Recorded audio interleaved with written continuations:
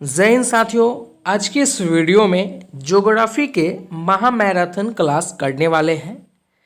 Bihar police constable 2023 का जो exam है वो काफ़ी नज़दीक आ गया है। अगर आप सभी लोगों की तैयारी काफ़ी अच्छी खासी चल रही है तो बहुत अच्छी बात है। जितने भी यहाँ पर क्वेश्चन आप सभी के लिए कराए जाएंगे वह सभी क्वेश्चन आप सभी लोग ज़्यादा से ज़्यादा सही करने का प्रयत्न करेंगे।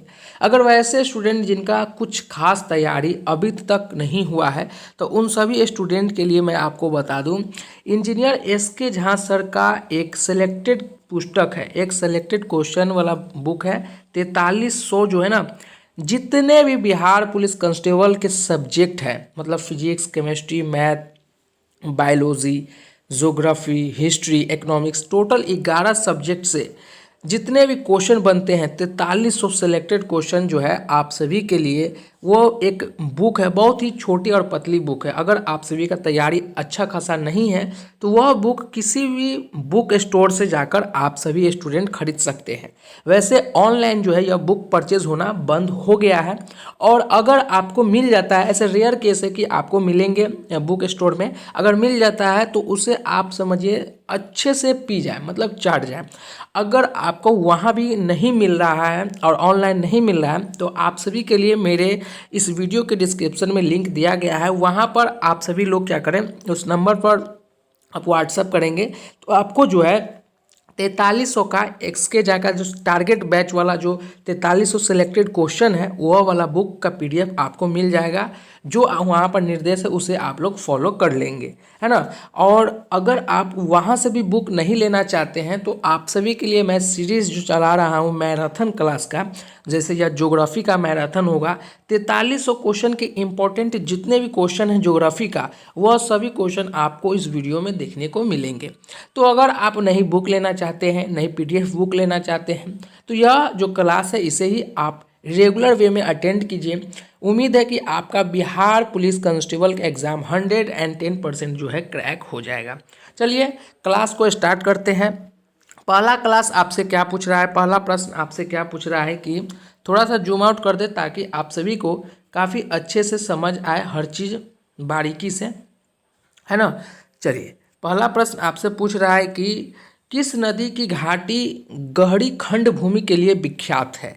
4 ऑप्शन दे रखा है, आप सभी को बताना है कि कौन सी घाटी गहरी खंड भूमि के लिए विख्यात है। तो आप सभी जानते हैं कि चंबल नदी की घाटी जो है वो गहरी खंड भूमि के लिए विख्यात है। तो सवाल नंबर 1 का जो सही ऑप्शन हो जाएगा वो ऑप्शन C हो जाएगा। अगला प्रश्न सवाल नंबर 2 यह है कि कौन से भारतीय राज्य में लौह अयस्क उपलब्ध नहीं है। भारत के कौन से राज्य हैं जहां पे लौह अयस्क जो है वो बिल्कुल भी उपलब्ध नहीं है, यहाँ पर जो है पूर्ति नहीं की गई है। बिहार में, वैसे बिहार में लौह अयस्क है, मध्य प्रदेश में है, उड़ीसा में है, बल्कि पंजाब ऐसे राज्य है भारत के वहाँ जो है लौह अयस्क उपलब्ध नहीं है। सवाल नंबर 2 का जो सही ऑप्शन हो जाएगा वो ऑप्शन D हो जाएगा। अगला प्रश्न आपसे क्या पूछ रहा है, सवाल नंबर 3। सवाल नंबर 3 में आपसे पूछा जा रहा है कि भारत में पर्यावरण संरक्षण अधिनियम पारित कब हुआ है। काफ़ी अच्छा क्वेश्चन है। और आज जो मैं जितने भी करा रहा हूँ तो इसमें मैं आपको ये नहीं बोलूँगा कि ये महा VVI है और ये VVI है। मैं इस वीडियो में जितने भी क्वेश्चन करा रहा हूँ सभी के सभी महा VVI है। आपका एक भी क्वेश्चन गलत नहीं होना चाहिए। अगर गलत हो रहा है तो उसे अपने कॉपी में लिख लें और उसे याद कर लें या उसे समझ लें। हर प्रकार से, किसी भी प्रकार से आपका क्वेश्चन सही होना चाहिए, क्योंकि यह सभी क्वेश्चन आपके हूबहू 24 तारीख के एग्ज़ाम में बिहार पुलिस कांस्टेबल में देखने को मिलेंगे। भारत में पर्यावरण संरक्षण अधिनियम पारित हुआ था। कब पारित हुआ था, तो वो जो है 1986 में जो है पारित हुआ था भारत में पर्यावरण। उसके बाद आपसे क्वेश्चन पूछा जा रहा है, सवाल नंबर 4, चाय की खेती किस प्रकार की कृषि प्रणाली का उदाहरण है। तो आप सभी जानते हैं कि चाय की जो खेती है वो वृक्षारोपण कृषि प्रणाली है। तो सवाल नंबर 4 का जो सही ऑप्शन हो जाएगा वो ऑप्शन B हो जाएगा। चलिए अगला प्रश्न को देखते हैं। अगला प्रश्न आपसे क्या पूछ रहा है, यह सभी महा VVI है, आप लोगों का एक भी क्वेश्चन गलत नहीं होना चाहिए, है ना। चलिए अगला प्रश्न आपसे क्या पूछ रहा है, भारत में पवन ऊर्जा फार्म की विशालतम पेटी डैश में अवस्थित है। आपको बताना है कि भारत में पवन ऊर्जा फार्म मतलब जहाँ पे ये उपलब्ध होते हैं, मतलब वहाँ ये बनते हैं, ये विशालतम पेटी कहाँ अवस्थित है। तो भारत में पवन ऊर्जा फार्म की विशालतम जो पेटी है वो तमिलनाडु में अवस्थित है। तो सवाल नंबर 5 का जो सही ऑप्शन हो जाएगा वो ऑप्शन सी हो जाएगा, है ना। चलिए अगला प्रश्न को देखते हैं। अगला प्रश्न आपसे क्या पूछ रहा है और किस प्रकार पूछ रहा है। सवाल नंबर 6, अंकलेश्वर प्रसिद्ध है। अंकलेश्वर किस चीज़ के लिए प्रसिद्ध है। तो अंकलेश्वर जो है वो पेट्रोल के भंडार के लिए प्रसिद्ध है। तो सवाल नंबर 6 का जो सही ऑप्शन हो जाएगा वो ऑप्शन ए हो जाएगा। अगला प्रश्न सवाल नंबर 7 कि कौन सी अवसादी चट्टान की विशेषताएं हैं। अवसादी चट्टान की विशेषताएं कौन सा है वो आपको बताना है। तो सीली भवन जो है वो अवसादी चट्टान का जो है ये विशेषताएं हैं। तो सवाल नंबर 7 का जो सही ऑप्शन होगा वो ऑप्शन ए हो जाएगा। चलिए अगला प्रश्न को देखते हैं। अगला प्रश्न आपसे क्या पूछ रहा है। सवाल नंबर 8 कि वर्कला, चौड़ा, चक्कर और नटिका डैश राज्य के समुद्र तट है। ये भी काफ़ी महाभिवी आई है और आपका भी ये चीज़ याद होना चाहिए। वर्कला, चौड़ा, चक्कर और नाटिका जो है यह सभी समुद्र के तट के किनारे है। ये कौन से राज्य में है। तो यह सभी जो है केरल राज्य में है। यह सभी कहाँ है। तो केरल राज्य के समुद्र के तट के किनारे अवस्थित हैं। सवाल नंबर 8 का जो सही ऑप्शन हो जाएगा वो ऑप्शन बी हो जाएगा। अगला प्रश्न सवाल नंबर 9 कि अधोलोकित में से कौन सी नदी विभ्रंश घाटी में प्रभावित होती है। आपको बताना है कि कौन सी नदी जो है विभ्रंश घाटी में प्रभावित होती है। तो वो है ताप्ती नदी। ताप्ती नदी जो है वो विभ्रंश घाटी में प्रभावित होती है, विभ्रंश घाटी में जाकर मिलती है। एक चीज़ और यहाँ से पूछेगा, ताप्ती नदी कहाँ है, ताप्ती नदी कहाँ बहती है। तो ये भी आप लोग ध्यान रखेंगे, एमपी में मतलब मध्य प्रदेश में ये बहती है। ये महाभिवी है, ताप्ती नदी से आपका पूछे जाएगा। एक चीज़ और आप सभी को बता दें, अभी आप सभी का समय काफ़ी ज़्यादा कम है। वैसे स्टूडेंट जिनकी तैयारी काफ़ी बेहतरीन है या यूँ कहें कि उनका सिलेबस कंप्लीट हो गया है तो वो मॉक टेस्ट भी लगाएंगे। मॉक टेस्ट लगाने से उनका जो कितना उनका तैयारी अच्छा लेवल का है वो पता चलेगा। अगर मान लीजिए 50+ अगर आपका मॉक टेस्ट में नंबर भी आता है तो आपका जो तैयारी है वो काफ़ी अच्छा खासा है। अगर 30 नंबर, 40 नंबर, 35 नंबर आ रहा है तो आपको और मेहनत करने की आवश्यकता है ना। तो मॉक टेस्ट भी देते रहें साथ में, क्योंकि मॉक टेस्ट देने से आपकी तैयारी की स्पेशलिस्ट पता चलने वाला है कि कितनी आपकी स्पीड है और कितना मेहनत आपको करनी होगी। यह सभी चीज़ों जान पाएंगे मॉक टेस्ट में। अन्यथा अगर ऐसे डायरेक्ट एग्ज़ाम देने जाते हैं तो आप सभी लोग फेल हो जाएंगे। सवाल नंबर 10 जो आपसे पूछ रहा है कि भारत का पूर्वी तटीय मैदान कहाँ स्थित है। पूर्वी तटीय मैदान आपसे पूछा जा रहा है कहाँ स्थित है। तो पूर्वी घाट और बंगाल की खाड़ी के बीच जो है यह पूर्वी तटीय मैदान कहाँ स्थित है। तो वो पूर्वी बंगाल के खाड़ी के बीच में। सवाल नंबर 10 का जो सही ऑप्शन होगा वो ऑप्शन डी होगा। अगला प्रश्न आपसे पूछा जा रहा है सवाल नंबर 11 में, फसल चक्र आवश्यक है। फसल चक्र आवश्यक है किस चीज़ में। तो फसल चक्र जो आवश्यक है वो है मृदा की उर्वरक शक्ति के वृद्धि हेतु में फसल चक्र की आवश्यकता होती है। तो सवाल नंबर 11 का जो सही प्रश्न होगा, आंसर होगा वो होगा सी। अगला प्रश्न आपसे पूछा जा रहा है कि भारत का सिंदूर पश्चिम का बिंदु है, ये कहाँ है। तो ये आप सभी जानते हैं कहाँ है। ये है आपके पृथ्वी के और मतलब कहाँ है ये आपके, सॉरी यहाँ पर 12 नंबर आपका देख लेते हैं। हाँ, आपका जो है ये होगा 68.7 पूर्व गुजरात की ओर है। 68 डिग्री पूर्व 7 जो है गुजरात की ओर है ना सिंदूर। उसके बाद अगला प्रश्न आपसे पूछा जा रहा है सवाल नंबर 13 में कि कौन से राज्य जो है इलायची एवं काले मिर्च का सबसे बड़ा उत्पादक है। ये महाभिवी आई है और सभी प्रश्न महाभिवी आई है तो ये बोलना उचित नहीं है। चलिए कौन से राज्य जो है, 4 ऑप्शन दे रखा है, आपको बताना है कि कौन से राज्य जो है इलायची और काली मिर्च का सबसे बड़ा उत्पादक है। तो आप सभी लोग एक चीज़ जान लें कि मसाला की बात किया जाए, मसाला का बात किया जाए, लौंग, इलायची या सभी चीज़ें, तो आप सभी केरल के लिए आंख उनकर मारेंगे। इलायची और काली मिर्च का सबसे बड़ा उत्पादक जो है वहाँ जो है केरल में। तो सवाल नंबर 13 का जो सही ऑप्शन हो जाएगा वो हो जाएगा सी। ठीक है। अगला प्रश्न आपसे पूछा जा रहा है सवाल नंबर 14 में आपसे पूछा जा रहा है कि गजरता 40 प्रचंड 50 चिकता 60 पवने पृथ्वी के किस गोलार्ध में चलती है। ये क्या है, एक प्रकार की हवा है। इस किस प्रकार में चलती है आपको बताना है। तो गर्जता 40 प्रचंड 50 चिकता 60 पवने पृथ्वी के किस गोलार्ध में चलता है, तो वो है दक्षिणी गोलार्ध में चलता है। कौन से गोलार्ध में चलता है, वो है दक्षिणी गोलार्ध में चलता है। सवाल नंबर 14 का जो सही ऑप्शन हो जाएगा वो ऑप्शन ए हो जाएगा। अगला प्रश्न आपसे पूछा जा रहा है सवाल नंबर 15 में आपसे पूछा जा रहा है कि सवाल नंबर 15 में आपसे पूछा जा रहा है कि सूर्य से तीसरा निकटतम ग्रह कौन सा है। ये काफ़ी ज़्यादा VVI है और इसको भी आप लोग याद रखेंगे। सूर्य से निकटतम जो है कौन सा है, तीसरा ग्रह कौन सा है, तो आप सभी को पता होना चाहिए कि सूर्य से कौन है, तो वो है पृथ्वी। पृथ्वी को हम नीला ग्रह कहते हैं, ये भी आप सभी को याद रखना है। मंगल ग्रह को हम लाल ग्रह भी कहते हैं, ये भी आप सभी को याद रखना है।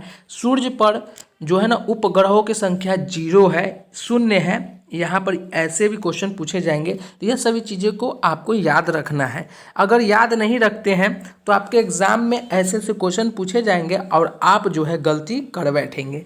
तो आपको गलतियाँ नहीं करना है, न के बराबर करना है। अगला प्रश्न आपसे पूछा जा रहा है सवाल नंबर 16 में कि 2011 की जनगणना के अनुसार निम्नलिखित में से कौन सा भारत का सर्वाधिक जनसंख्या वाला महानगरीय शहर है। काफ़ी साधारण क्वेश्चन है और ये चीज़ें आप लोग जानते हैं कि सबसे ज़्यादा जो है जनसंख्या वाला महानगर वो है मुंबई। और एक वायरल काफ़ी ज़्यादा रील्स भी हो रहा था लोकल ट्रेन का, जिसमें काफ़ी ज़्यादा भीड़ देखे गए जाते हैं। मतलब बांद्रा से वो जो है टर्मिनल की और जो जाते हैं शिवाजी टर्मिनल की और उस लोकल में जो है वो काफ़ी ज़्यादा भीड़ देखे जाते हैं। तो मतलब जनगणना जो है, जनगणना के अनुसार सबसे ज़्यादा जनसंख्या वाला जो महानगर है वो मुंबई है। तो सवाल नंबर 16 का जो सही ऑप्शन हो जाएगा वो हो जाएगा बी। सवाल नंबर 17 आपसे पूछ रहा है कि सूर्य और पृथ्वी के बीच की दूरी सबसे कम होती है। सूर्य और पृथ्वी के बीच की दूरी सबसे कम होती है, तो 3 जनवरी को जो है वो सबसे कम होता है। कभी कभी जो है सूर्य और पृथ्वी जब परिक्रमा करती है तो एक निकटतम जगह पर आने की वजह से 3 जनवरी को है जो वो सबसे कम दूरी पर होती है। तो सवाल नंबर 17 का जो सही ऑप्शन हो जाएगा वो ऑप्शन डी हो जाएगा। चलिए अगला प्रश्न को देखते हैं। अगला प्रश्न आपसे किस प्रकार और क्या पूछ रहा है। अगला प्रश्न सवाल नंबर 18 में आपसे पूछा जा रहा है कि निम्नलिखित में राज्य केंद्र शासित राज्यों में जड़वा जनजाति का निवास स्थान है। अरुणाचल प्रदेश, लक्षद्वीप, छत्तीसगढ़ या अंडमान निकोबार द्वीप समूह। तो आप सभी जानते हैं कि केंद्र शासित प्रदेश में जड़वा जनजाति का निवास कौन है, तो वो है अंडमान निकोबार और द्वीप समूह का। उसके बाद अगला प्रश्न आपसे पूछा जा रहा है सवाल नंबर 19 में आपसे पूछा जा रहा है कि सिक्किम से गुजरने वाला अक्षांश निम्नलिखित में से किस से एक से भी होकर गुजरता है। आपको बताना है सवाल नंबर 19 का कौन सा ऑप्शन होगा। सिक्किम से गुजरने वाला अक्षांश, अगर कर्क रेखा पूछा जाता तो कुछ और होता। कर्क रेखा के लिए इसमें बहुत अच्छे अच्छे क्वेश्चन हैं, वो भी होंगे, इसे याद रखेंगे आप लोग। सिक्किम से गुजरने वाले अक्षांश जो रेखा है वो गुजरते हैं राजस्थान से होकर। अगला क्वेश्चन है भारत में खरीफ का मौसम काफ़ी हद तक कैसा रहता है, आपको ये बताना है। तो भारत में खरीफ का मौसम काफ़ी हद तक दक्षिण पश्चिम मानसून के साथ संबंधित रहता है। सवाल नंबर 20 का जो सही ऑप्शन होगा वो होगा बी। अगला प्रश्न को देखते हैं। सवाल नंबर 21 आपसे क्या पूछ रहा है। सवाल नंबर 21 पूछा जा रहा है आपसे कि मृदा रहित कृषि को डैश कहा जाता है। आपको ये बताना है कि मृदा रहित कृषि को हम क्या कहते हैं। तो मृदा रहित कृषि को हम हाइड्रोपोनिक्स कहते हैं। क्या कहते हैं, हाइड्रोपोनिक्स कहते हैं। तो सवाल नंबर 21 का जो सही ऑप्शन हो जाएगा वो हो जाएगा सी, है ना। अगर ये सभी चीज़ें याद है बहुत अच्छी बात है, अगर नहीं याद है तो रटिए। नहीं रटने से, नहीं समझने से आपका जो है एग्ज़ाम में क्रैक नहीं होने वाला है। आप मॉक टेस्ट देते रहे। मैं इसलिए बार बार बोल रहा हूँ कि आपका तैयारी किस स्थिति में है, ये आपको पता चलेगा मॉक टेस्ट से ही, यहाँ आपको पता नहीं चलने वाला है ना।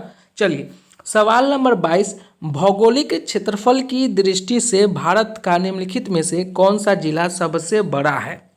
आपको बताना है भौगोलिक क्षेत्रफल की दृष्टि से भारत का निम्नलिखित में से कौन सा जिला सबसे बड़ा है। तो आप सभी जानते हैं कच्छ जो है ना, कच्छ भौगोलिक के दृष्टि से जो है कच्छ जिला जो है सबसे बड़ा है भारत के। तो सवाल नंबर 22 का जो सही ऑप्शन हो जाएगा वो हो जाएगा बी। अगला प्रश्न आपसे पूछा जा रहा है कि जलोढ़क तलछट का अर्थ किस प्रकार की भूमि से है। तो आप सभी को ये पता होना चाहिए दूध सागर से जो है जलोढ़क तलछट का जो है इस प्रकार की भूमि को दूध सागर से है, जलोढ़क तलछट का अर्थ होता है दूध सागर का। तो सवाल नंबर 36 का जो सही ऑप्शन हो जाएगा वो हो जाएगा सी। अगला प्रश्न आपसे पूछा जा रहा है सवाल नंबर 37 में, भारत में डैश भारत में स्थल से घिरा सबसे गहरा और अच्छी तरह से संरक्षित बंदरगाह है, कौन से हैं आपको ये बताना है। देखिए एक चीज़ आपको पता होना चाहिए कि सबसे बड़ा और सबसे पहले जो बनाए गए थे वो बंदरगाह जो है वो मुंबई का है, ये चीज़ आपको याद होना चाहिए। मुंबई में सबसे पहले बनाया गया था और सबसे बड़ा भी है। उसके बाद सबसे ज़्यादा बंदरगाह कहाँ है और सबसे लंबा बंदरगाह कहाँ है, तो वो हो जाएगा गुजरात का, गुजरात का, ये आप सभी को याद रखना चाहिए। उसके बाद आपका जो है सवाल नंबर 37 में ये पूछा जा रहा है कि डैश भारत में स्थल जो से घिरा हुआ, मतलब पूरा स्थलों से घिरा हुआ और अच्छी तरह से संरक्षित बंदरगाह कौन सा है, तो वो जो है ना विशाखापट्टनम बंदरगाह है। तो सवाल नंबर 37 का जो सही ऑप्शन हो जाएगा वो हो जाएगा डी। चलिए अगला प्रश्न को देखते हैं। अगला प्रश्न आपसे क्या पूछ रहा है सवाल नंबर 38 कि असम की जलवायु का वर्णन इस प्रकार किया जा सकता है। असम का जो जलवायु है किस प्रकार का जलवायु है आपको बताना है। 4 ऑप्शन दे रखा है।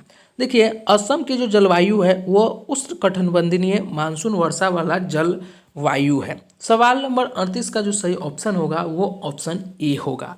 अगला प्रश्न सवाल नंबर 39 में आपसे क्या पूछ रहा है कि मिट्टी को ढीला और मोड़ने की प्रक्रिया को डैश कहा जाता है।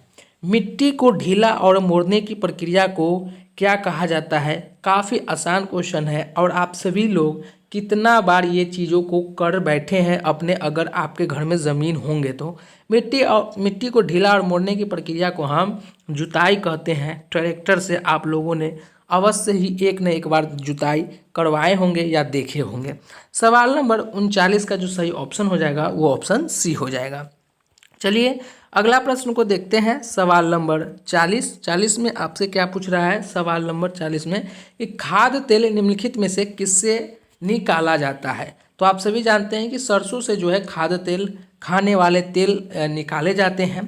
सवाल नंबर 41, पृथ्वी के वायुमंडल के औसत तापमान पर ग्रीन हाउस गैसों का क्या प्रभाव पड़ता है, ये आपको बताना है। पृथ्वी के वायुमंडल के औसत तापमान पर ग्रीन हाउस गैसों का क्या प्रभाव पड़ता रहता है। तो ग्रीन हाउस के गैसों पर जो है वो बहुत ज़्यादा प्रभाव पड़ता है, जिसके कारण वो बढ़ते रहता है। सवाल नंबर 41 का जो सही ऑप्शन होगा वो होगा ए, है ना। चलिए अगला प्रश्न को देखते हैं।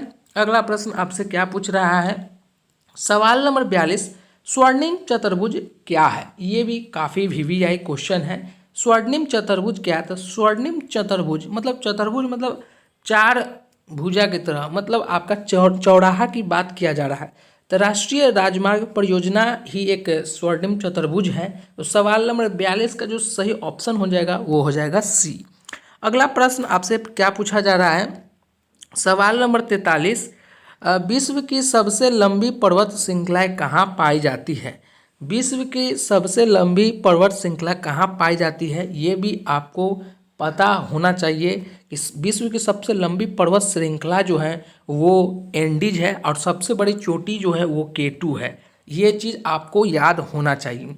अगला क्वेश्चन है, निम्नलिखित में से भूरा कोयला किसे कहा जाता है। तो भूरा कोयला जो है वो लिग्नाइट को कहा जाता है और सबसे खराब कोयला बिटुमिनस को कहा जाता है।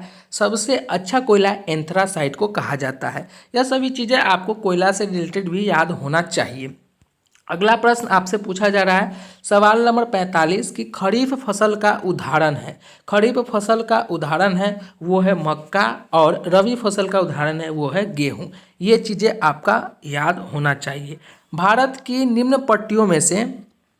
मिट्टियों में से कौन सा बेसाल्ट लावा के अपक्षय के कारण निर्मित हुई है, ये आपको बताना है। सवाल नंबर 46 का कौन सा ऑप्शन सही होगा, ABCD आपको बताना है कि कौन सी मिट्टियों के कारण बेसाल्ट लावा के अपक्षय के कारण निर्मित हुई है। तो रेगुड़ मिट्टियों के कारण जो है बेसाल्ट लावा के अपक्षय कारण मृत्यु हुई है। तो सवाल नंबर 46 का जो सही ऑप्शन होगा वो होगा डी।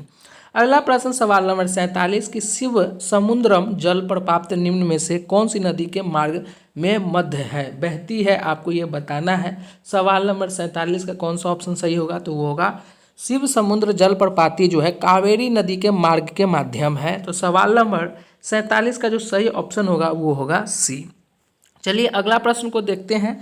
अगला प्रश्न आपसे क्या पूछ रहा है, सवाल नंबर 48 कि 2011 के जनगणना के अनुसार भारत के निम्नलिखित में से किस राज्य का लिंगानुपात सबसे अधिक है।